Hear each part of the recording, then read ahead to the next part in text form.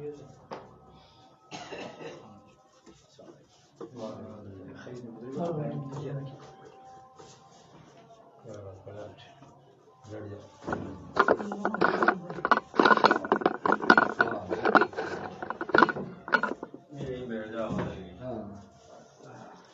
اللہ والصلاۃ والسلام علی رسول اللہ، اما بعد۔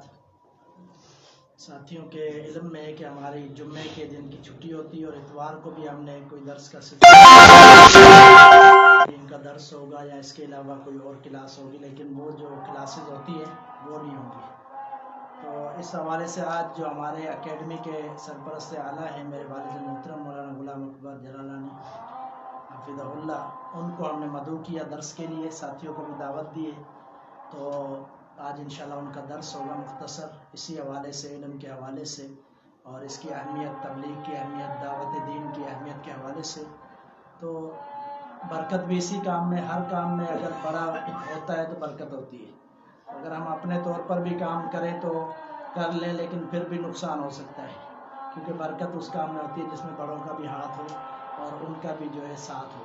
تو اسی لیے ہم نے والد محترم کو انتخاب کیا، کیونکہ وہ بھی ماشاءاللہ عالم دین ہیں اور علم کے حوالے سے بھی جانتے ہیں، سسٹم کے حوالے سے بھی جانتے ہیں اور عربی ٹیچر بھی ہیں۔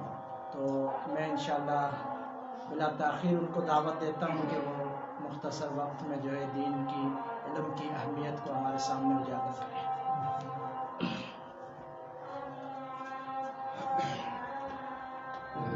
السلام علیکم ورحمۃ اللہ وبرکاتہ۔ الحمدللہ رب العالمین والصلاة والسلام علی سید الانبیاء والمرسلین، اما بعد، فاعوذ باللہ من الشیطان الرجیم، بسم اللہ الرحمن الرحیم۔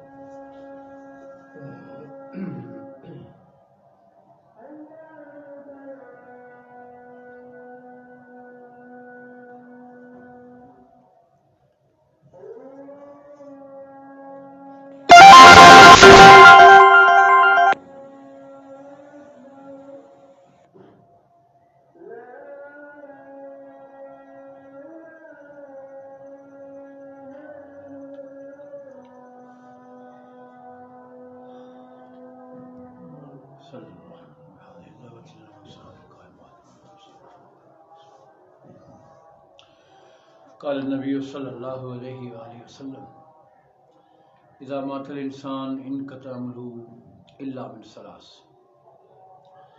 صدقۃ جاریۃ او علم ينتفع به او ولد صالح يدعو له۔ نبی اکرم صلی اللہ علیہ وآلہ وسلم نے فرمایا کہ جب انسان دنیا سے رخصت ہوتا ہے، مات انسان فوت ہوتا ہے، انقطع عنہ عملہ الا من ثلاث، اس کے جتنے اعمال کا معاملہ ہے وہ سارا انقطع ہو جاتا ہے۔ اب مرنے والا نہ نیکی کر سکتا ہے نہ کوئی گناہ کر سکتا ہے، ان کا نام اعمال لپیٹ دیا گیا ہے۔ کرامن کاتبین جو دائیں کندھے پہ ہیں، بائیں کندھے پہ، اب ان کو ڈیوٹی مکمل ہو چکی ہے۔ جو نیکیاں لکھتا تھا فرشتہ، اب وہ نیکیاں نہیں لکھے گا، اور جو برائی لکھتا تھا اس نے بھی لکھنا بند کر دیا، کیونکہ نام اعمال ٹھپ ہو گیا انسان کے فوت ہونے سے۔ فرمایا کہ اس کے باوجود بھی ایسے عمل ہیں 3 جو مرنے کے بعد بھی انسان کو قبر میں اجر پہنچاتے ہیں، یعنی ان کے ایسے نیک عمل ہیں، ایسے نیک کام کیے ہوئے پیچھے جن کا سلسلہ جاری و ساری رہے گا۔ یہ کون سے عمل ہیں؟ سب سے پہلے فرمایا صدقۃ جاریۃ، وہ خیر، وہ صدقہ جو جاری و ساری ہو۔ مثلاً آپ نے ایک مسجد بنوا لی، اب اس مسجد میں نمازی نماز پڑھتے رہیں گے، عبادت کرنے والے عبادت کرتے رہیں گے، فرض اور نوافل پڑھتے رہیں گے، ساتھ ساتھ جو مسجد میں قرآن مجید کی تلاوت ہوتی رہتی ہے، اذکار ہوتا رہتا ہے، تسمیح و تحمید ہوتی رہتی ہے، اللہ کا نام لیتے رہیں گے، آپ کا اجر قائم و دائم رہے گا۔ وجہ کیا ہے کہ اس مسجد بنانے میں آپ نے پہل کی تھی، آپ نے حصہ ڈالا تھا۔ اسی طرح سے کسی مدرسے کا آپ نے انعقاد کیا ہے، اس سے علم بڑھتا رہتا ہے۔ جس طرح اس اکیڈمی کا پروگرام بنایا گیا ہے کہ اس کا بھی اصل ہدف یہی ہے کہ اللہ تبارک و تعالی ہمیں اجر سے نوازے، کیونکہ نبی اکرم صلی اللہ علیہ وسلم نے فرمایا کہ ہمیشہ جو کام کرو نیت کا خلوص ہونا چاہیے اور اس کا بنیاد نیکی پہ ہونا چاہیے، اور یہ پھر کام چلتا رہے گا، آپ کو اجر ملتا رہے گا۔ جس نے مسجد بنا لی، مدرسہ بنا لیا، حتیٰ کہ اللہ کے نبی نے فرمایا کہ ایک شخص نے ایک درخت لگایا ہے کسی راستے پہ، اور اس کے ذہن میں یہ ہے بات کہ یہ درخت بڑا ہوگا، سایہ دار درخت ہوگا، آتے جاتے لوگ اس کے سائے میں بیٹھے گے، گرمی اور حرارت سے لوگوں کو محفوظ رکھے گا۔ پھر جانور آ کر بیٹھ گئے، پرندے آ کر بیٹھ گئے، چرندے آ کر بیٹھ گئے، انسان آ کر بیٹھ گئے، مسافر راہی بیٹھ گئے۔ اب جتنی دیر تک اس درخت کا سایہ جلتا رہے گا، انسانوں کو، جانوروں کو، پرندوں کو فائدہ ہوتا رہے گا۔ اللہ کے نبی نے فرمایا کہ یہ شخص زندہ تھا تب بھی اس کو اجر ملتا رہا، جب مر گیا تب بھی اس کے لیے اجر کا جو میٹر ہے وہ چل رہا ہے۔ تو جو بھی کام نیکی کا ہے، آپ صلی اللہ علیہ وسلم نے فرمایا کہ اس کا بنیاد رکھو نیکی پہ اور گناہ سے بچو۔ اس لیے یہ بھی الحکم تعاونوا علی البر والتقوی ولا تعاونوا علی الاثم والعدوان، اللہ نے فرمایا کہ تم تعاون کرو، معاونت کرو، خود کام کرو، ہاتھ مضبوط کرو اس شخص کے جو نیکی کا کام کر رہا ہے، ولا تعاونوا علی البر ولا تعاونوا علی الاثم والعدوان، لیکن جو گناہ کا کام ہے یا دشمنی کا کام ہے یا کسی کو نقصان ضرر کا کام ہے، کسی کا ہاتھ نہ بڑھاؤ، نہ اس کی محنت کرو، نہ اس کا ساتھ دو۔ اب اس سے معلوم یہ ہوا کہ صدقہ جو جاری ہے، ایک تو یہ مرنے کے بعد بھی بندے کو کام دے گا، دوسرا معاملہ اللہ کے نبی نے فرمایا اور علم ينتفع به، اور دوسرا وہ علم جو اس نے نفع بخش علم حاصل کیا، دنیا کا علم بھی آپ لے سکتے ہو اگر وہ اسلام کو فائدہ پہنچاتا ہے، اور کہیں بھی کوئی بھی عالم آپ کو نہیں منع کرے گا کہ سائنس نہ پڑھو، ٹیکنالوجی نہ پڑھو، یہ بھی ضرورت ہے وقت کی۔ اگر اسلام پہ کوئی دشمنی ہوتی ہے، دشمن وار کرتا ہے، تو وہاں پہ جدید ہتھیاروں کی ضرورت ہوتی ہے، یہ بھی ایک علم ہے جس سے اسلام کے لیے، اس لیے اسلام کا دفاع کیا جاتا ہے کہ کوئی دشمن نقصان نہ کرے۔ اسی نیت سے اگر وہ دنیوی علم پڑھتا ہے تب اس کو بہت بڑا اجر ہے، لیکن سب سے اگر دیکھا گیا ہے اور سنایا گیا، حکم کیا گیا ہے، وہ ہے علم، وہ جو دینی علم ہے۔ اس لیے اللہ کے نبی نے فرمایا خیرکم من تعلم القرآن وعلمہ، کائنات میں سب سے زیادہ وہ بہتر انسان ہے، سب سے بہتر ہے من تعلم القرآن وعلمہ، جو قرآن سیکھتا ہے اور دوسروں کو سکھاتا ہے۔ آپ بے شک عصری تعلیم حاصل کرو، بچوں کو تعلیم پڑھاؤ، لیکن بنیاد اسلام پہ رکھو۔ شروعاتی جو آپ کی تعلیم ہے، بچے کا جو ذہن سازی کرو، وہ دین اسلام سے کرو۔ عقل مند وہ ہے، سمجھدار وہ ہے جو دین کو شروعات میں رکھتا ہے تاکہ بچے کو سمجھ میں آئے۔ دیکھیے اندازہ لگائے کہ بچے کو آذان کیوں دی جاتی ہے؟ بچے کو پیدا ہوتے ہی بچوں کے کانوں تک یہ پہنچے کہ اللہ اکبر، اللہ اکبر، اللہ سب سے بڑا ہے، اشہد ان لا الہ الا اللہ، میں گواہی دے رہا ہوں اللہ کے سوا کوئی عبادت کے لائق نہیں ہے، اشہد ان محمد رسول اللہ، بے شک محمد اللہ کا رسول ہے، حی علی الصلاۃ، حی علی الفلاح، آؤ کامیابی کی طرف، آؤ نماز کی طرف۔ اسی طرح سے الصلاۃ خیر من النوم، نماز نیند سے بہتر ہے۔ پھر اللہ اکبر، اللہ اکبر، لا الہ الا اللہ۔ یہ صدا بچے کے کان میں کیوں دی جاتی ہے؟ تاکہ اسے معلوم ہو کہ سب سے بڑا اللہ ہے، میں اس کا بندہ ہوں، وہ میرا خالق ہے، میں مخلوق ہوں۔ یہ شروعاتی علم ہے۔ پھر نبی اکرم صلی اللہ علیہ وسلم نے فرمایا کہ بچہ جب چلنے کے قابل ہو، بات کرنے کے قابل ہو، تو اس کو کلمہ سکھاؤ، اس کو دین سکھاؤ، اس کو قرآن پڑھاؤ۔ اس کے بعد فرمایا کہ جب بچہ 7 سال کا ہو اس کو نماز کا سبق دو، اس کے بعد 10 سال کا ہو تو بچے پر سختی کرو نماز کے لیے، کیونکہ یہ بنیاد ہے، یہ دین ہے۔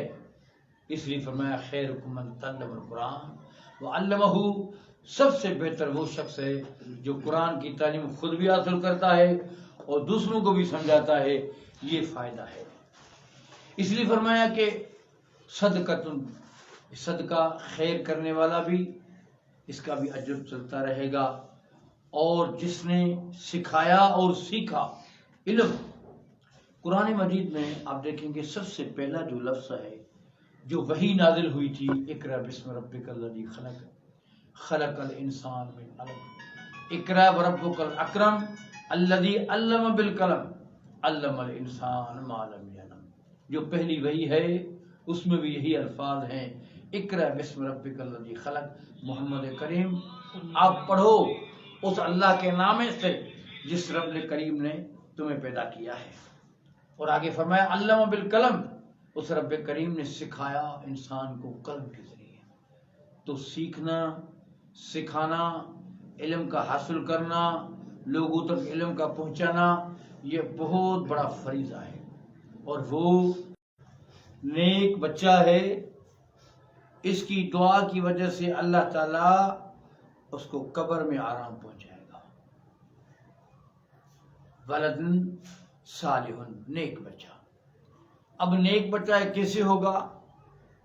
یہ کردار ہوگا اس کے والد کا اور والدہ کا، بچے کو نیکی کا راستہ دکھانا، نیکی سکھلانا، بچے کو نیکی کا سبق دینا، اسی کے بعد ہی بچہ سیکھے گا۔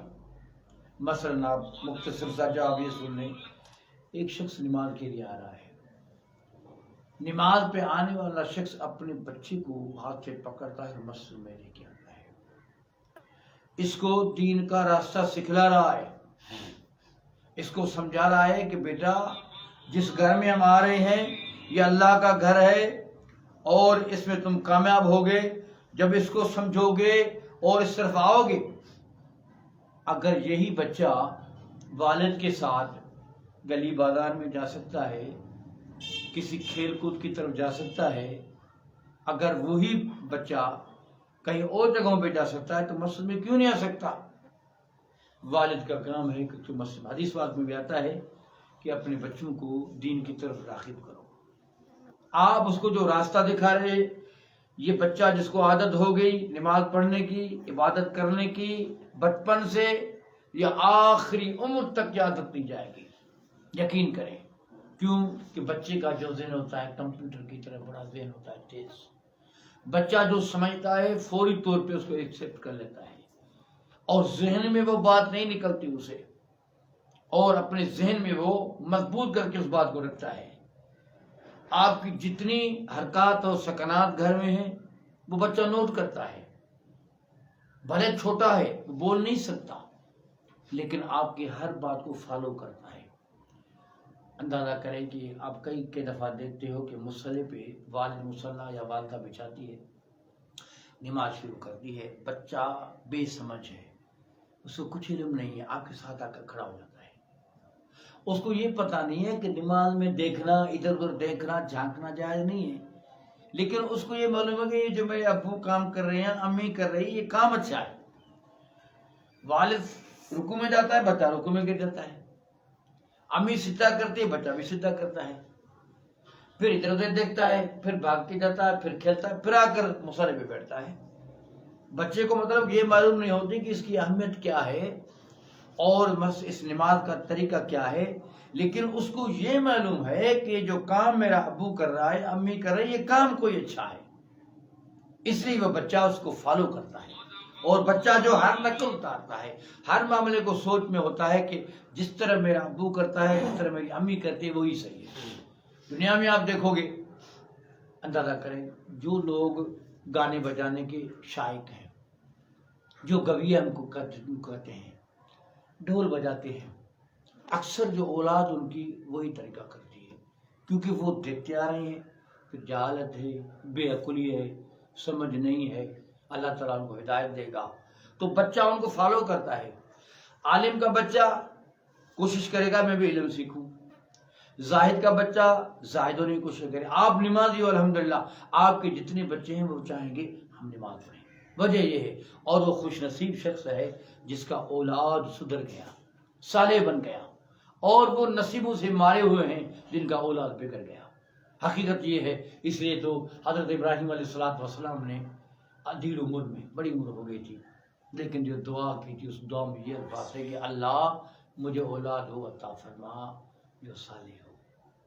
حضرت زکریا کی بھی یہ دعا تھی، اور نبی اکرم صلی اللہ علیہ وسلم نے فرمایا کہ تم دعا جب کیا کرو اولاد کے لیے تو یہ الفاظ کہا کرو، اللہ مجھے صالح اولاد عطا فرما۔ پھر اس دعا سے اللہ اولاد اللہ دیتا ہے، لیکن رب کریم دیکھ رہا ہے کہ اس شخص کا ارادہ کیا ہے، یہ کیا چاہتا ہے۔ اگر ہم اولاد صالح مانگیں گے اللہ تعالیٰ ہماری دعاؤں کو رد نہیں کرتا، اور بڑی بات ہے اللہ مستجیب الدعوات ہے، دعاؤں کو قبول کرنے والا ہے۔ حدیث پاک میں لفظ آتے ہیں، اللہ کے نبی نے فرمایا کہ اللہ غفور رحیم ہے، اللہ مہربان ہے۔ فرمایا کہ ایک بڑی عمر کا بندہ ہے، سفید ریش ہے، بڑی عمر کا ہے، بال بھی سفید ہو گئے، سر کے بال سفید، داڑھی کے بال سفید، اللہ تعالیٰ کے ہاں آ کر ہاتھ پھیلاتا ہے اور رحمت کا طلبگار ہے۔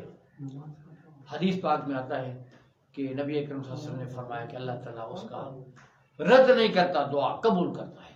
تو اس لہذا اس 3 چیزوں کو یاد رکھنا، ایک صدقہ جاریہ، اور اولاد صالح، اور اس کے علاوہ وہ کام جو نیکی کا ہو اس پہ اللہ تعالیٰ راضی ہوتا ہے، اور علم جو نیک اچھا ہو، اللہ تعالیٰ ہمیں سب کو علم حاصل کرنے کی، اس پہ عمل کرنے کی توفیق عطا فرمائے۔